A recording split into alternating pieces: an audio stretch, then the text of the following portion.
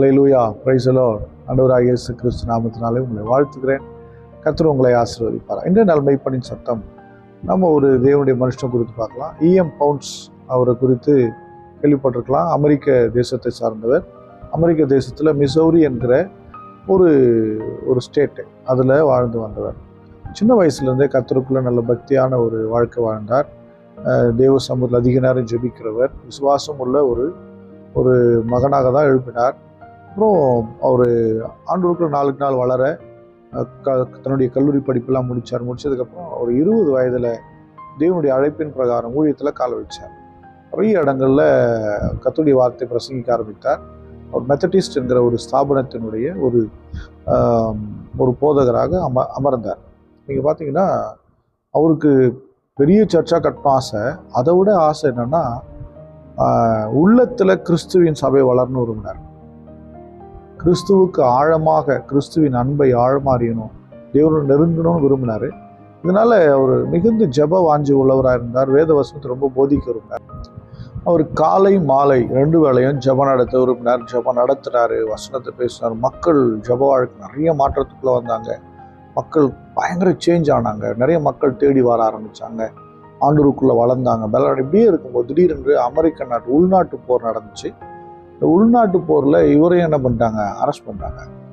இப்படி இருக்கும்போது மறுபடியும் திடீர்னு விடுதலை கிடைச்சிது.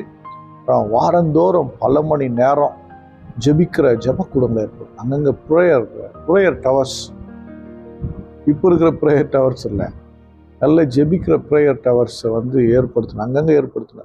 மக்கள் ஆவியில் நிறைஞ்சி அப்படியே ஜெபிக்க ஆரம்பித்தாங்க. இவருடைய மெசேஜ் எல்லாம் மக்கள் மத்தியில் ஒரு பெரிய அசைவை உண்டாக்கினது. அது மட்டும் இல்லாமல் மெத்தடிஸ்டுடைய அன்னைய தினத்தில் அந்த செய்தித்தாள், அந்த என்ன சொல்லுவாங்க, மேகசின், அதனுடைய இவர் பொறுப்பெடுத்து ஆசிரியர் எல்லாம் செய்தார். ஒரு பெரிய எழுப்புதல் மெத்தடிஸ்டில் இவர் மூலயமா அமெரிக்க தேசத்தில் ஒரு பெரிய ரிவைவலே உண்டானுச்சு. காரணம் என்னென்னா, இவருடைய ஜெப வாழ்வு, இவருடைய உபதேசங்கள் அவ்வளவு மிக அழகாக பக்தி வைராக்கியம் பிரசங்கிக்கக்கூடியவர். அதனால் மக்கள் மத்தியில் ஒரு பெரிய அசை உண்டாக்கினது. ஆவிக்குரிய வாழ்க்கையில் ஒரு பெரும் புரட்சி, பெரிய மறுமலர்ச்சி, ஒரு பெரிய மாற்றம் உண்டானது. கர்த்தரே அதை செய்தார். நம்ம எல்லாரும் ஸ்தோத்திரம் பண்ணுவோமா? ஸ்தோத்திரம் ஆண்டவர். E.M. பவுண்ட்ஸ் அவருக்காக ஸ்தோத்திர ஆண்டவரே. அவரை கொண்டு நீங்கள் பெரிய காரியங்களை செய்து கொண்டு வருகிறீர். வந்தீர், அதற்காய் ஸ்தோத்திர ஆண்டவரே. தாவே ஸ்தோத்திரோட ஊழியங்களை குறித்து வாசிக்கும் போது ஆச்சரியமாகத்தான் இருக்கிறது. எப்படி ஒரு பல மணி நேரம் ஜெபம் நடத்துகிறதும் ஜெபிக்கிறதும் ஆண்டவரே ஊழியம் செய்கிறதும் ஆண்டவர் அரிதான காரியம் ஆண்டவரே. ஸ்தோத்திரம். அப்படிப்பட்டவங்களை இங்கே எழுப்பினோம்ப்பா இந்த நாட்களில். ஸ்தோத்திரம். அன்பின் பிதாவே உம்மை ஸ்தோத்திரிக்கிற ஆண்டவரே. ஜெப வீரர்களாக ஆண்டவரே எங்களை எழுப்புங்க ஆண்டவரே. சுவிசேஷத்தை வேகமாய் கொண்டு செல்லுகிறவர்களாய் எழுப்புங்க. ஆங்காங்கே ஜெப குழுக்களை எழுப்புகிறவர்களாய் எங்களை எழுப்புங்க ஆண்டவரே. பார்க்கிற ஒவ்வொருவரையும் ஆசீர்வதிங்க. உங்களுடைய பிள்ளைகளும் ஜெப வீரர்களாய் எழும்புவார்களாக. எங்களை எழுப்புங்க. இயேசு கிறிஸ்துவின் நாமத்தால் ஜெபிக்கிறேன் ஜீவனுள்ள நல்ல பிதாவே. ஆமென். God bless you. Bye bye.